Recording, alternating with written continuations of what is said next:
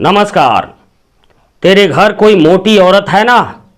इतना बड़ा चुत्तड़, बलगम शरीर, भारी, ऐसा वजन भारी कि 4 कदम दौड़ा नहीं जाता, कुछ दिन में 4 कदम चला नहीं जाएगा। तू कभी सुखी नहीं रह सकता। तेरी गाढ़ी कमाई दवाई में जाएगी, समझ ले, बता रहा हूं। कभी चैन से नहीं तू रहेगा। बाहर काम करके आएगा, घर में कराहती रहेगी। ये दवा कराओ, वो दवा कराओ, ये ऑपरेशन कराओ, वो ऑपरेशन कराओ। सबका एक इलाज हम बता रहे हैं। जब तू काम करके आओ, घर में सभी लोग खुशहाल मुस्कुराते हुए मिलें, तो वही सुख है। जिंदगी कितना आनंद में बीतेगी। तो ये कैसा जीवन है कि एक व्यक्ति कमा रहा है, बाकी सारे लोग भोग लगा रहे हैं। खाना गद खाना, बहुत अच्छा अच्छा खाना, उसके अनुपात में काम बहुत कम। तो हम चेतावनी दे रहे हैं, फंटूस बाबा तुझे बता रहे हैं, ध्यान से मेरी बात सुनो। घर की औरतों को कोई ना कोई काम दो, खुली छूट दे दो। बाहर काम करने के लिए घूंघट में रखा है ना अब तक। घूंघट में रखना शान समझता है ना कि हम अपनी घर की औरतों को काम नहीं करने देते। मरेगा तू, जीवन मुहाल हो जाएगा।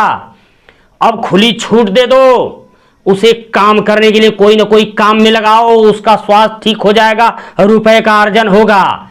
यदि शर्म आती है, खानदानी हो ना, वसूल वाले हो, खानदानी रईस हो, नहीं चाहते हमारी घर की औरतें काम करे, तो ऐसा करो, 5 कट्ठा 10 कट्ठा में बाउंड्री करा दो।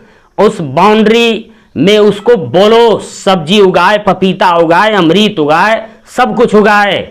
शरीर उसका हल्का हो जाएगा, परिवार को सब्जी भी मिलेगी। वो भी करना तू नहीं चाहता है ना?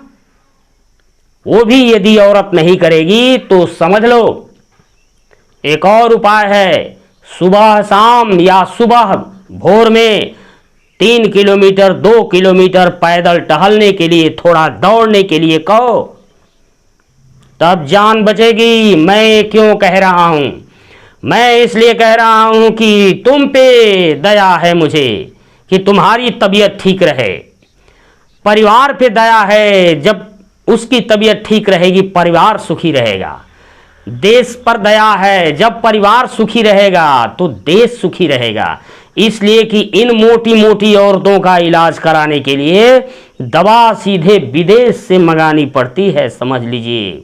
ये हमारे देश की धरती पर मोटी औरतें बोझ है, बोझ। इसके वजन को नियंत्रित करो। वजन ज्यादा भारी हो जाए, उसे कंट्रोल करना बड़ी कठिन हो जाता है। धन्यवाद।